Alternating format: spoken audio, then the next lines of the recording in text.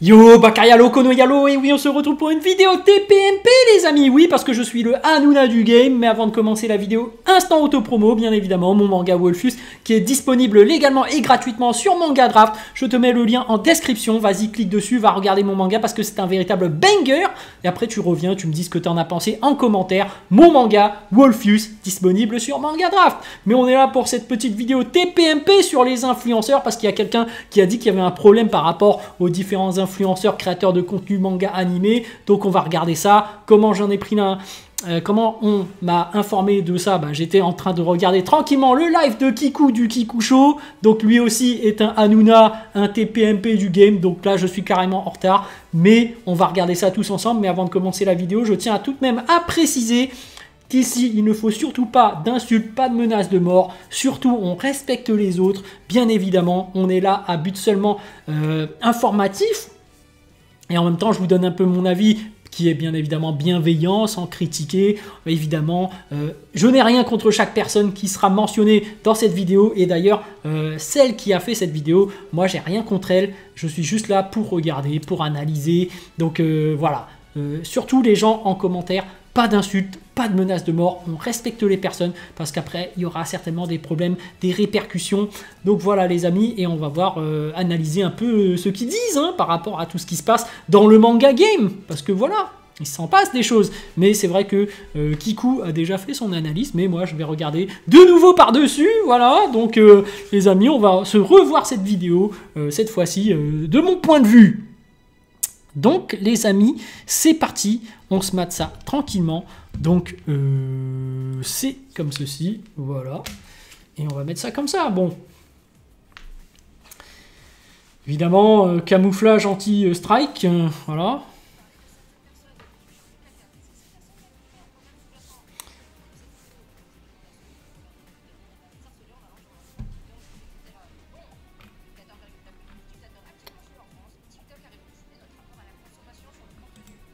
Alors attendez, est-ce qu'il y a le son de la vidéo? Non, non, en fait. J'ai oublié de programmer le truc. Attendez, j'ai oublié de préparer mon truc.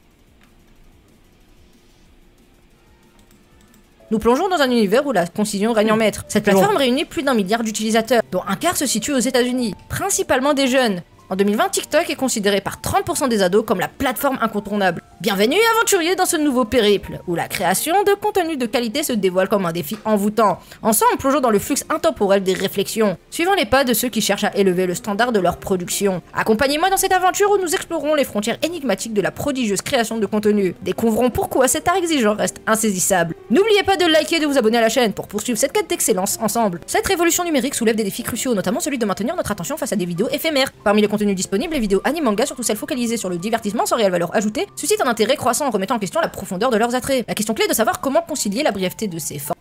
Bon, là pour l'instant, elle te cadre un peu le contexte. Ok, vas-y. Avec la nécessité d'un contenu enrichissant et informatif. TikTok utilise un algorithme d'apprentissage rapide pour analyser les préférences individuelles des utilisateurs. Son approche vise à présenter des vidéos spécifiquement adaptées, pour maximiser l'engagement et encourager la consommation continue de contenu. Il est important de noter que l'utilisation de TikTok peut induire une libération de dopamine, créant une forme de dépendance similaire aux récompenses imprévisibles. Ce schéma de récompense aléatoire encourage une recherche constante de stimulation captivante, bien que des rapports suggèrent que l'utilisation prolongée. Bon, c'est quand que ça parle du manga game, j'ai envie de dire. Attends, on va accélérer, hop, on va passer met en là. lumière les impacts spécifiques des contenus courts sur nos capacités cognitives. Une exposition répétée à des stimuli brefs, comme sur TikTok, peut altérer significativement notre attention soutenue et notre réflexion analytique. Ces découvertes nous invitent à repenser la manière dont nous absorbons l'information. Vas-y, abrège, frère. Capacité à transmettre des idées de manière claire et concise. Attendez, imaginez une vidéo YouTube où le créateur raconte une histoire personnelle sur la façon dont il a surmonté un obstacle difficile, et que l'efficacité des narrations simples réside le contenu en raison de leur accessibilité universelle. Malheureusement, une tendance émerge de manière éclatante. L'exigence maladive en manière de qualité ne se limite pas aux seuls youtubeurs et tiktokers. Les streamers réac, parfois qualité de fast-food du streaming, captivent des audiences massives. Il est tristement répandu de nos jours de voir certaines personnes se complaire dans l'humiliation, les insultes et le mépris envers d'autres communautés, tout en étant totalement fermés à la remise en question de leur propre opinion erronée. Ces individus, souvent prompts à propager des rumeurs et des informations fausses, refusent catégoriquement de remettre en question leur propre... Là, en fait, il y a la Mehead. Il parle de Mehead et les influenceurs React. Ok. Ça marche, hein, React. Il y a un public. Moi, j'ai rien à dire. En plus, quand je regarde, parfois, ça m'arrive de regarder les vidéos ou les lives de Mehead. Je trouve qu'il met une certaine ambiance et il te partage vraiment ses émotions. Moi, je kiffe. Hein. Donc, en réalité, moi, j'aime bien ce genre de contenu. Mais après, chacun a son avis. Hein. Se croyant parfait uniquement parce qu'ils se considèrent comme faisant partie d'une certaine communauté. Un exemple de cette mentalité toxique est illustré par des personnalités telles que Mehdi ZW, dont celui-ci aurait une grande facilité d'insulter de pointeurs ceux lisant des œuvres méconnues, ayant des adolescents, comme il y a eu avec Ochinoko.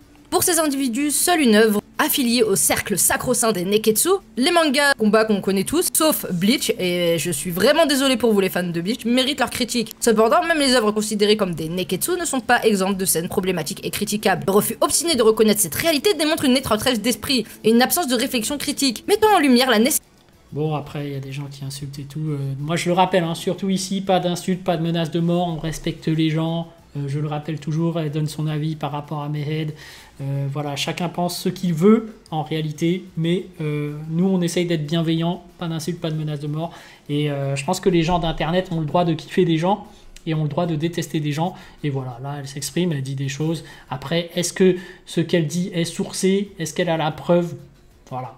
Par rapport à toutes ces choses-là, voilà. Nécessité urgente d'un examen plus approfondi et nuancé des médias que nous consommons et de la manière dont ils influencent notre perception et nos comportements. Et on parlera pas de Doga qui fait du fake react et d'autres horreurs touchant atteinte à d'autres streamers lorsque les gens pointent du doigt les problèmes de son contenu, et donc en diffamant. Ouais, alors faut quand même se le dire, mais bon, l'hypocrisie chez certains est assez grande dans le monde du stream et même de YouTube. Mais ça, on peut en parler dans... Tu vois, là, ce qu'elle dit par rapport à Doga, moi je ne suis pas et je regarde pas toutes ses vidéos, tous ses streams. Mais quand elle dit qu'il y a de la diffamation et de l'attaque par rapport aux autres, est-ce que c'est sourcé? Est-ce qu'il y a des preuves? C'est ça le truc, hein. Parce que voilà, quand on s'attaque à ce genre de choses qui est vraiment délicate, hein, terrain glissant, faut des preuves derrière. Après, elle donne son avis, mais voilà, des avis doivent être justifiés et sourcés. Et est-ce qu'elle a les passages? Ou est-ce qu'il y a eu ces diffamations? Dans une autre vidéo si ça vous intéresse. Il est essentiel de rejeter cette mentalité de jugement hâtif et d'intolérance et de favoriser un dialogue ouvert et respectueux capable d'engager des discussions constructives sur les aspects problématiques des œuvres culturelles, tout en reconnaissant leur valeur et leur complexité dans leurs ensembles. Cependant, en dehors de ces formats populaires, le reste du monde explore des horizons plus vastes et diversifiés, notamment dans le domaine du manga et de l'anime. À l'échelle mondiale, la créativité autour du contenu manga anime atteint des sommets impressionnants. Des émissions en direct, des interviews avec des grands studios, des débats hebdomadaires suscitent des millions de vues, créant ainsi une expérience immersive pour les passionnés. Cette scène animée s'épanouit avec une énergie contagieuse, offrant un éventail riche et varié de contenus pour les fans avérés et les non. En fait, je sais pas si vous voyez... Bien que les initiatives existent, elles demeurent marginales et ne parviennent pas. Alors là, je me permets d'un peu de donner des conseils hein, par rapport à sa vidéo. J'ai l'impression le volume du son, elle joue sur ça. Il y a des passages où c'est un peu moins fort, après plus fort, un peu moins fort. Est-ce qu'elle essaie de garder comment dirais-je, ton attention grâce à ça? En tout cas, moi, ça me fait péter un câble. Hein. Moi, là, ça me saoule cette façon de faire une vidéo. En général, tu restes avec un son qui est réglé de la même façon, justement pour que la personne... s'habitue et puisse suivre tranquillement ce que tu racontes, parce que là, le volume qui est modifié à chaque fois comme ça, c'est bizarre, quoi. Pas égaler la frénésie créative observée ailleurs. Certains acteurs, comme le Tomodachi Club, affilié à One Life, ont appris l'importance de repousser les limites. Ils se lancent dans des projets audacieux, travaillant acharnement pour offrir un contenu exceptionnel qui transcende les attentes habituelles. Et je tiens à vous annoncer, mais depuis un moment, je me suis lancé dans une émission de débat informative autour de la pop culture. Son nom, No Show, une émission permettant de parler de manière poussée sur des sujets problématiques d'actualité et qui met au débat les gens. En rejoignant ma chaîne Twitch ainsi que mon Discord, vous pourrez avoir la chance de pouvoir participer à ces débats, et de même pouvoir participer à une tombola avec des lots à la clé. Il est temps pour la scène française de l'anime et du manga de s'élever à de nouveaux sommets. Les spectateurs sont avides de plus que des réactions éphémères. Ils cherchent des expériences immersives, des débats enflammés, des rencontres avec les grandes figures de cette industrie. Or, la montée en puissance des influenceurs manga anime tels que Mademoiselle Soso, Shedley, Seven Deadly Cheese et Blacko est le reflet d'une évolution dans la façon dont le contenu est consommé et apprécié par les auditeurs. Ces influenceurs se distinguent souvent par plusieurs caractéristiques. L'accessibilité du contenu, ils présentent des concepts accessibles à un large public. Prenons les 7 Deadly Sins avec leur concept qui fait très régulièrement polémique, dû à leurs avis très controversés sur la chose, qui finissent 3/4 du temps en avant sur Twitter ou leur réputation malheureusement base sur des bad buzz réguliers. La simplicité narrative, leur façon de présenter les contenus est souvent simple et directe. Ils optent pour des analyses ou des résumés qui ne sont pas trop complexes, permettant ainsi à un large public de les comprendre.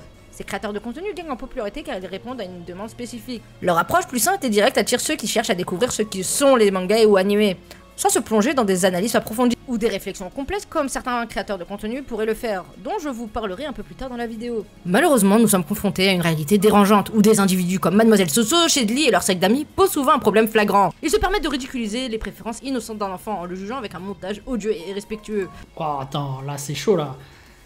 Là c'est chaud, hein. Elle dit secte d'amis, donc bon. C'est un groupe d'amis, je pense que c'est un groupe, hein. C'est comme moi avec les lives avec Saikyo Devin, Fumigène H, Rickly Bullfighters, en fait t'as certaines affinités. Donc en fait c'est juste un groupe, hein. C'est pas des sectes, chacun est indépendant, faut pas croire qu'il y a un gourou derrière et que tout le monde obéit.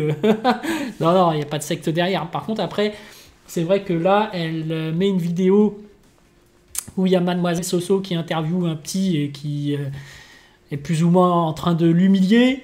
Selon Eriko, moi j'ai plus l'impression que c'est dans la tonalité humoristique, donc faut arrêter de prendre ça au premier degré, hein.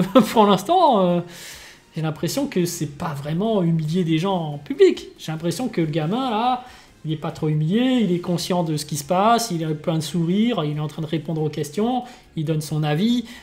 Voilà, après c'est vrai que sur la toile d'internet, je vois souvent passer des bad buzz, hein, forcément, hein, je fais du TPMP, souvent je vois que c'est souvent Mademoiselle Soso qui se fait harceler, on va dire ça, et très souvent c'est pas justifié. Bah, c'est triste, hein, malheureusement, je sais pas pourquoi, je peux pas vous dire pourquoi en réalité, mais c'est vrai qu'elle est souvent dans des bad buzz, et que les gens lui en veulent, hein, tout simplement. Donc, je sais pas pourquoi, Bon, après, il y avait une fois où elle a dit que Solo Leveling, pour elle, c'est un isekai. Bon, en réalité, c'est pas un isekai, c'est juste au niveau de la définition même d'isekai, qui veut dire autre monde. Elle avait donné une certaine vision qui est un peu différente. Allez, on peut être ouvert d'esprit et se dire, bon, pourquoi pas traiter ça comme un isekai. Voilà, bon, c'est des petites erreurs, mais pas non plus énormes, tu vois. Il faut juste être ouvert d'esprit et accepter, essayer de comprendre le fond de ce qu'elle veut raconter. Mais au final, tu vois, moi, je vois pas... ça ne justifie pas le harcèlement, tu vois. Mais après, bon, après, il y a du bad buzz, hein. Les gens sont libres de dire ce qu'ils veulent sur Internet. C'est pas moi qui vais faire la police. Mais surtout pas de harcèlement, pas d'insultes sur ma chaîne. Voilà, pas de gros mots, pas de menaces de mort, etc. Allez, on continue. Ce comportement est non seulement méprisable, mais aussi profondément troublant. Alors que pour le cas de Mademoiselle Soso qui semble prôner l'idée selon laquelle chacun est libre d'avoir ses propres goûts, pourtant elle-même se laisse souvent emporter par des comportements hypocrites, exigeant le respect pour ses propres choix tout en se mettant incroyablement condescendante envers ceux des autres. Cette contradiction est à la fois décevante et révélatrice d'une mentalité toxique. Bon, elle dit que Mademoiselle Soso est condescendante. Moi, je le ressens pas tant que ça, hein, la condescendance. Elle fait juste ses vidéos, elle raconte son truc, elle analyse ses trucs. Bon, après, chacun a sa perception des choses, hein. Peut-être que, voilà, il y a des gens qui vont me trouver condescendant, qui vont me trouver méprisant.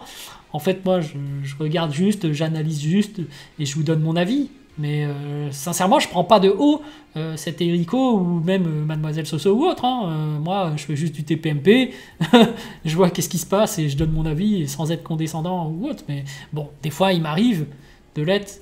Bon, après, en général, tu peux te permettre de faire des petites blagues condescendantes avec quelqu'un que tu connais bien, avec qui tu as créé une certaine relation. C'est-à-dire que voilà, par exemple, j'invite très souvent Bullfighters sur ma chaîne.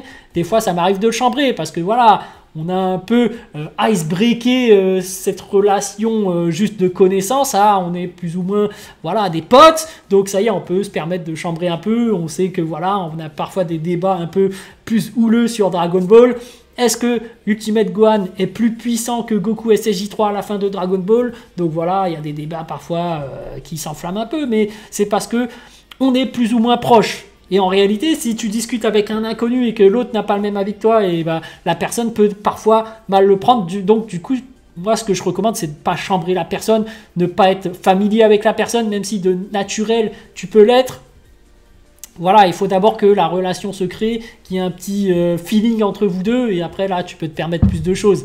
Mais voilà, il y a certaines personnes qui le prennent très mal, tu vois. Moi je sais très bien qu'avec certaines personnes, je sens qu'ils sont un peu encore sur la défensive, donc je me permets pas d'être un peu plus familier, tu vois, de permettre de dire des choses. Tu vois, il y en a certaines qui vont prendre mes blagues au premier degré, alors que ce sont juste des blagues. Je fais non, doucement, tu vois. Donc voilà.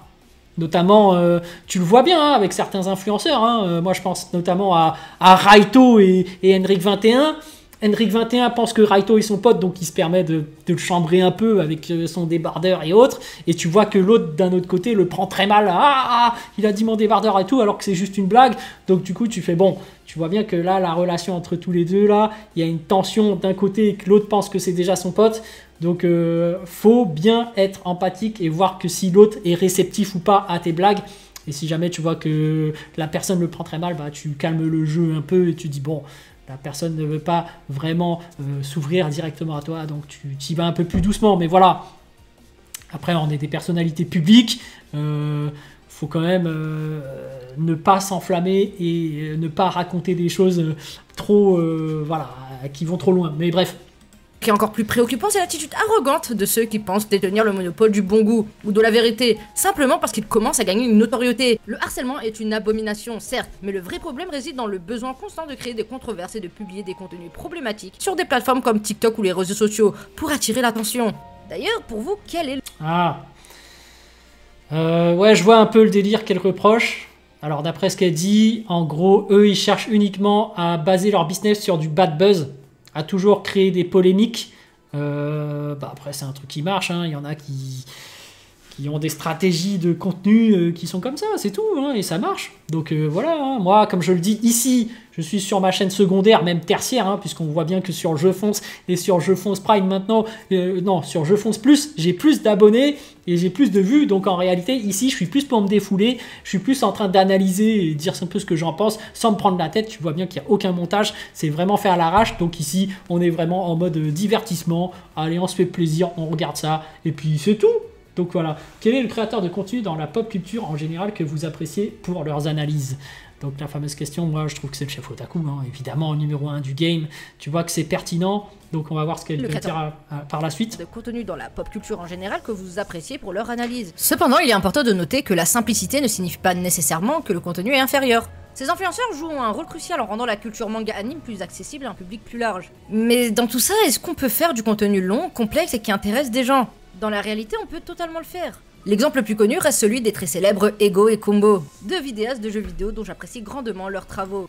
Non, Ego et Combo, ok, c'est des excellentes vidéos informatives où tu apprends plein de choses, mais non, moi je suis pas là sur YouTube pour m'informer et pour être éduqué, non. Moi je cherche du divertissement, donc chacun est là pour un certain besoin. Moi je suis pas là pour recevoir un cours en manga, hein, en animé. Donc effectivement il y a des reviews très pertinentes du chef Otaku qui est le numéro 1 du manga game, effectivement, hein, moi aussi des fois je donne mon avis, etc.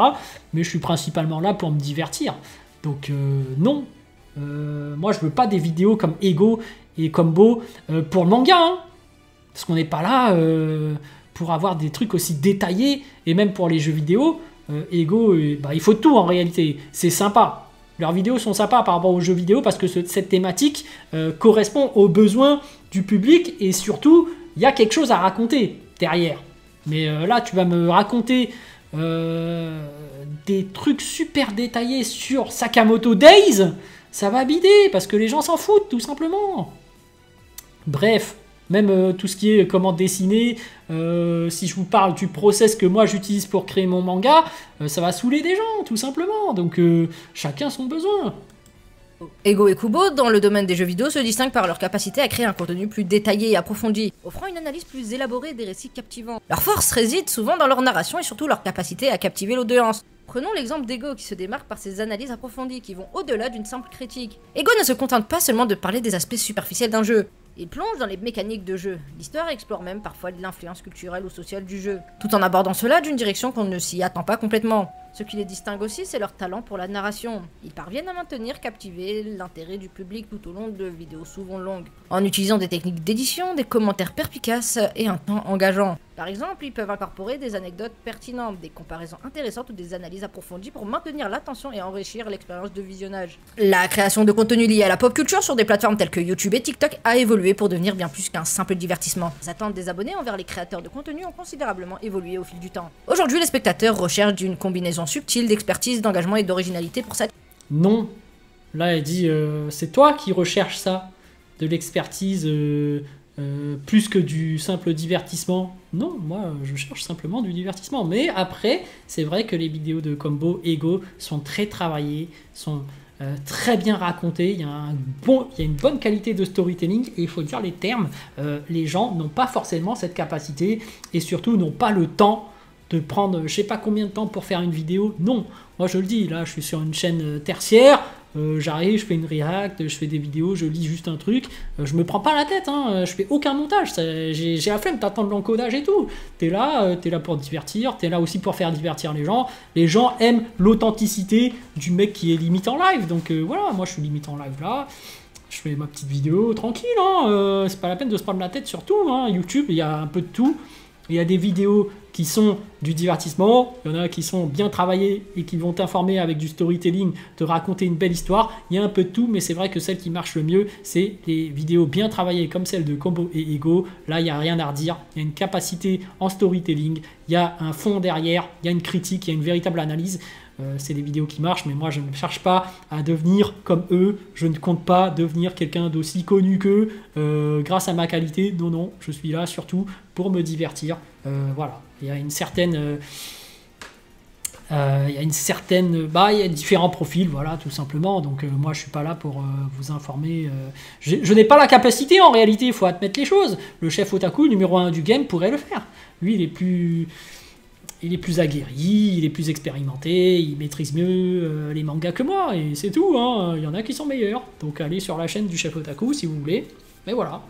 Satisfaire leur appétit pour la pop culture. En termes de perception, les abonnés considèrent la production anglaise comme un gage de qualité, associant souvent cette langue à une expérience de visionnage plus immersive et professionnelle. Cependant, cette perception ne se limite pas à une simple utilisation de la langue anglaise. Les attentes vont au-delà, exigeant une narration convaincante, des recherches approfondies et une présentation visuelle attrayante. Les créateurs doivent dépasser les attentes en offrant une perspective unique et des analyses approfondies pour se démarquer dans un océan de contenu similaire. D'autre part, sur TikTok où les formats sont plus courts, les attentes varient. Les abonnés cherchent des vidéos dynamiques, créatives, souvent accompagnées de visuels accrocheurs et d'un montage astucieux. Par exemple, un créateur pourrait utiliser des...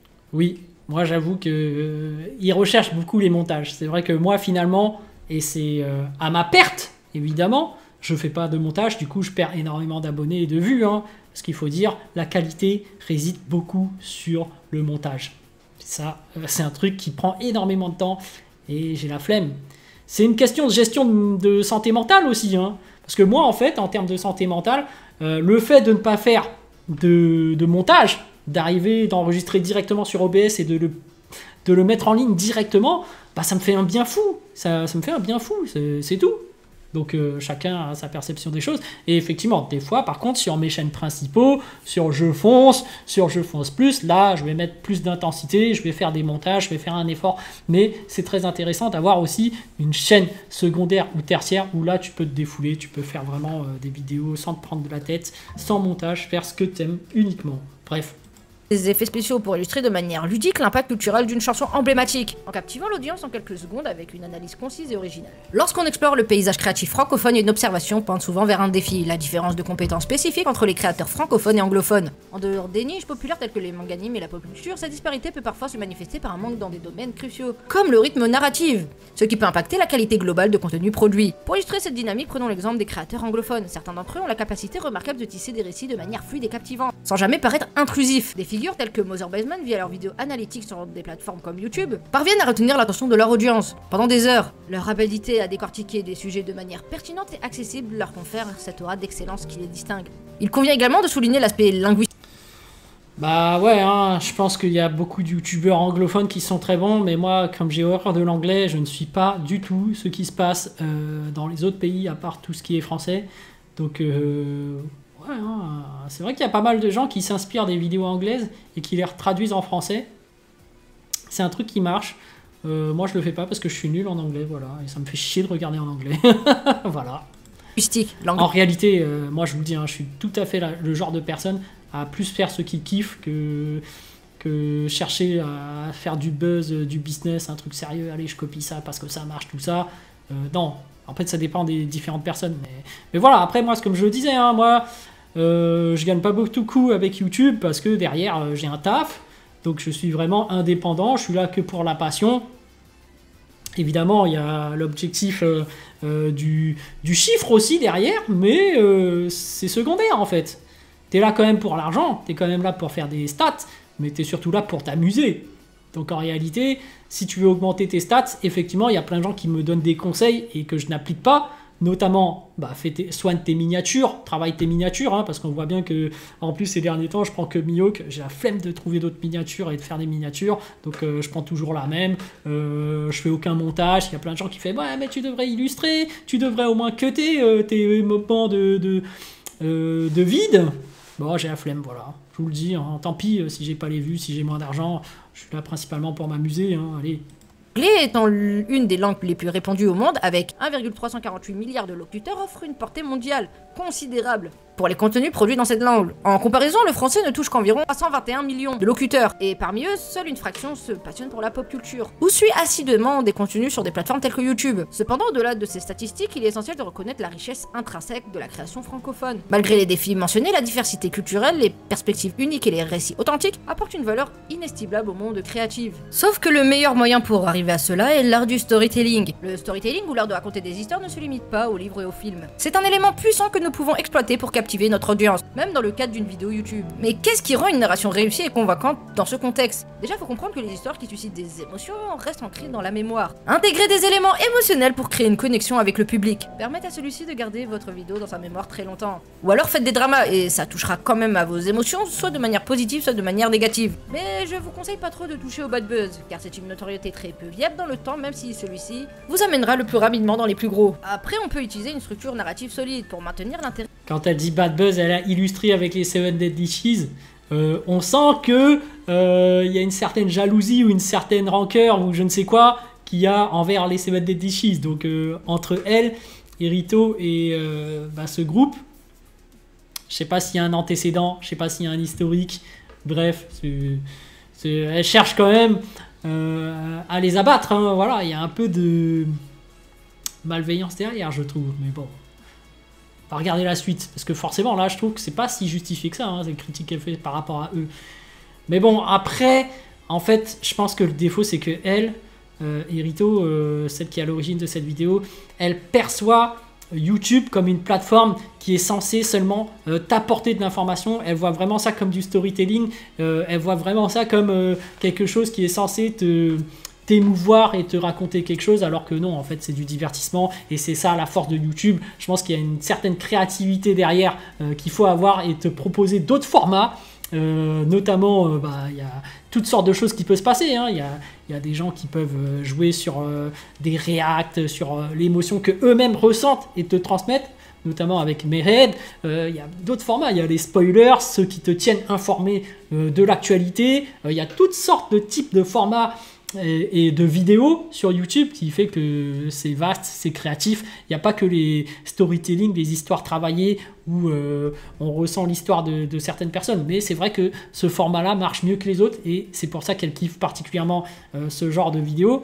Et peut-être parce qu'il en manque dans le manga game qu'elle réclame, tout simplement. Mais c'est vrai qu'en voyant ceux des 7 Deadly Cheese, c'est plus des contenus de bad buzz, de divertissement différents. Donc c'est peut-être un format que elle n'apprécie pas, mais chacun ses goûts en réalité.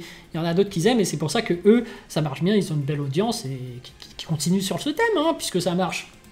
Du public tout au long de la vidéo, en ayant derrière un message clair, pour que votre récit soutienne le message ou la leçon que vous souhaitez transmettre. Gardez le fil conducteur tout au long de la vidéo pour que votre audience comprenne l'objectif de votre histoire. Faut savoir qu'une étude menée par des chercheurs en neurosciences a montré que les histoires activent différentes régions du cerveau, y compris celles associées aux émotions et à l'empathie. Cela rend les informations présentées dans le contexte d'une histoire plus mémorable et impactant pour le public. En résumé, le storytelling est une technique puissante pour captiver un public grâce à des histoires émotionnellement engageantes. Lorsqu'on applique cette méthode au contenu sur YouTube, notamment celui concernant les animés et les mangas, cela peut donner des vidéos fascinantes. Ces vidéos utilisent souvent des éléments narratifs solides, des émotions fortes et des techniques d'engagement pour transmettre efficacement un message. Cependant, malgré le potentiel de ce type de contenu, la réalité est un peu...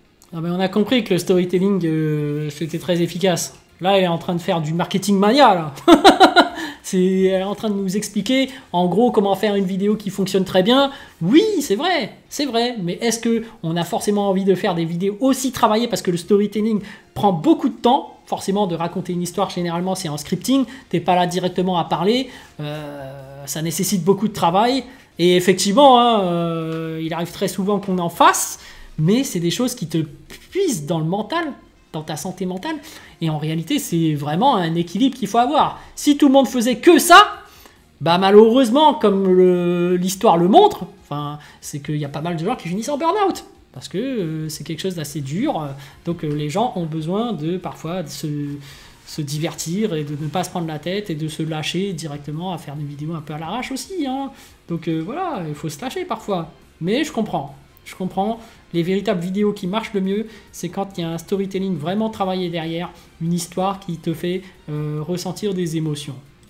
Un peu plus complexe. Avec l'explosion de nouveaux vidéastes et créateurs de contenu sur des plateformes comme TikTok, la qualité globale du contenu lié aux mangas et aux animés sur YouTube a semblé diminuer. On se souvient tous avec émotion des figures emblématiques comme Mr. Hanzer, Chef Otaku ou encore No Acro, qui ont su élever le niveau avec leurs vidéos exceptionnelles et qui sont devenus des références incontournables dans leur domaine. C'est précisément là où beaucoup de spectateurs expriment un sentiment de nostalgie, en disant que c'était mieux avant. Cela signifie qu'ils ont l'impression que la qualité du contenu sur les mangas et les animés sur YouTube était plus élevée à une époque antérieure, lorsque ces créateurs pionniers régnaient en maître. Et si en réalité la faute ne venait pas des vidéastes mais bien du consommateur? Avant que vous me jetez des pierres, laissez-moi vous expliquer le fond de ma pensée. Imaginons que les vidéastes sont comme des cuisiniers qui préparent des plats pour des clients affamés. Certains cuisiniers cuisinent parce qu'ils aiment créer des nouveaux plats et surprendre leurs clients, avec des saveurs inédites. C'est un peu comme certains vidéastes qui partagent leur passion et leur découverte sans trop se soucier des attentes en retour. D'autres cuisiniers cuisinent principalement pour gagner de l'argent. Ils ont des factures à payer et des responsabilités financières. Donc ils préparent des plats qui sont déjà populaires et appréciés du public. De même, certains vidéastes se concentrent sur des tendances et les sujets populaires pour attirer plus de vues et de revenus. Le problème se pose lorsque ces cuisiniers ou vidéastes restent bloqués dans cette routine. Ils ont fidélisé leur clientèle en offrant un type spécifique de plat ou de contenu de vidéo.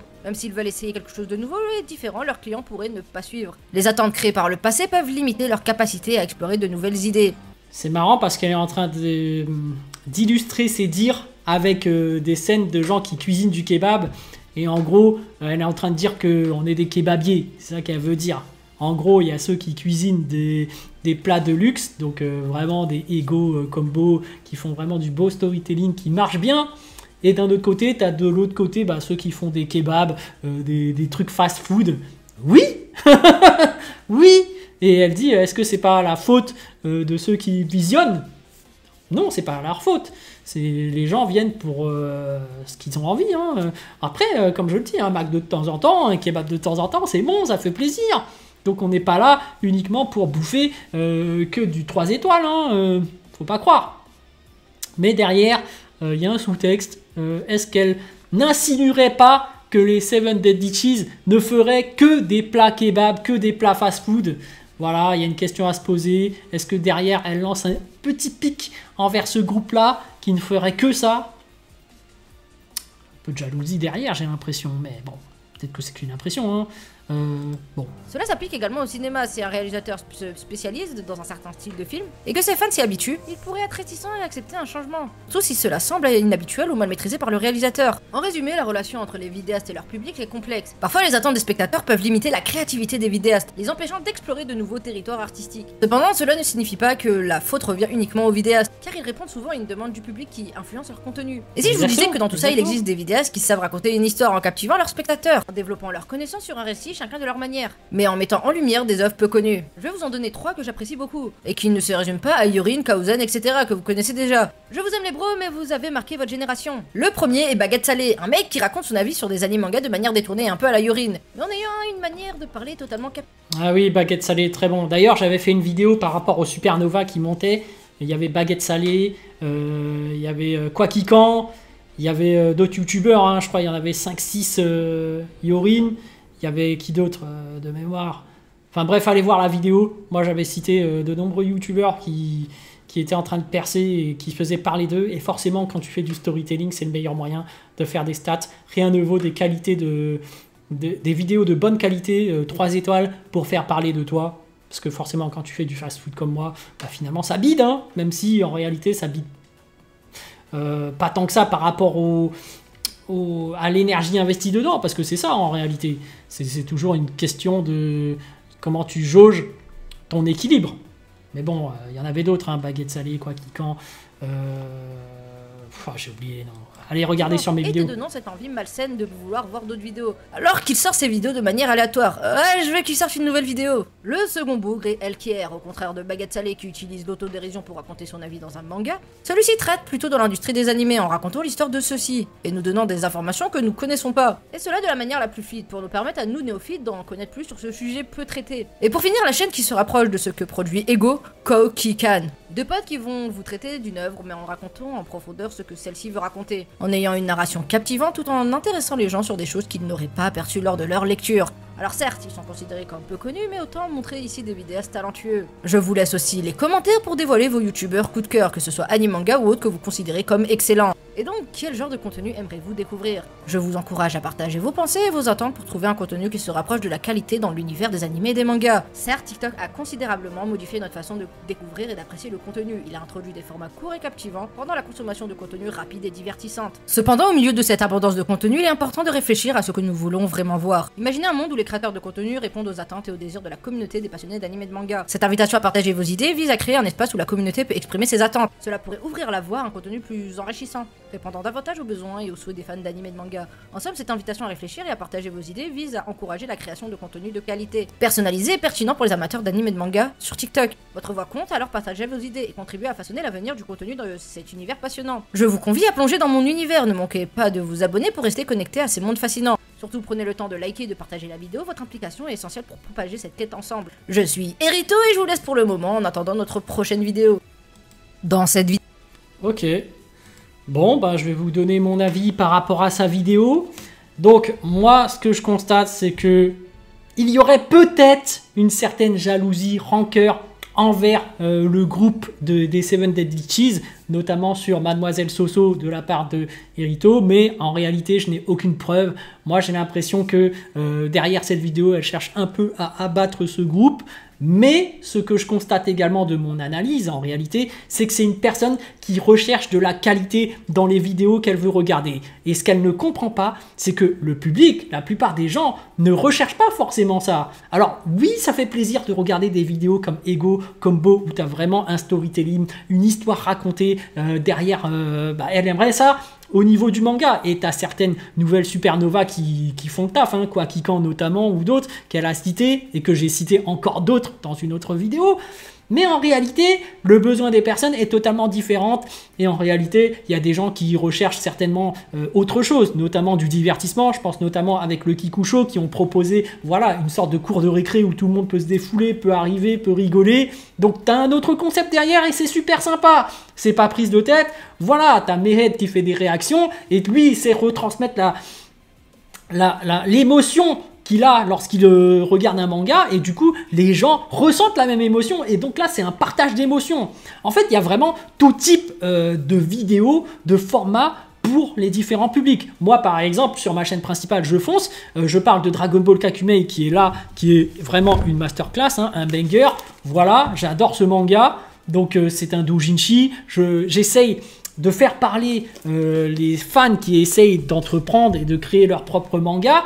Et du coup, moi, en réalité, je fais de la sublimation de leur histoire. J'essaye d'animer et de prendre des images de leur manga et d'essayer de mettre en avant leur manga. Donc là encore, on a une autre facette, parce qu'on n'a pas les moyens de faire une animation, de faire un animé par rapport au manga. Donc je fais avec mes moyens, j'essaye de sublimer leur storytelling avec ma capacité de présentation. Donc ceux qui veulent suivre tous les Dragon Ball Kakumei, voilà, vous pouvez les voir directement dans la playlist. Vous pouvez regarder tout ce manga sans même regarder sur Manga Draft, et également sur Dragon Ball New Hope. Donc voilà, en même temps, je fais découvrir à des gens des nouveaux doujinshi.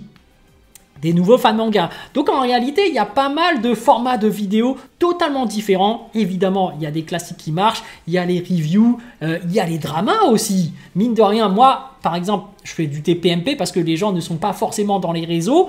Et moi, ce que je vous donne comme information, c'est je vous présente un peu tout ce qui se passe, par exemple sur Twitter, par rapport à la toile, les différentes embrouilles. Et c'est des choses pour les nouveaux qui veulent créer.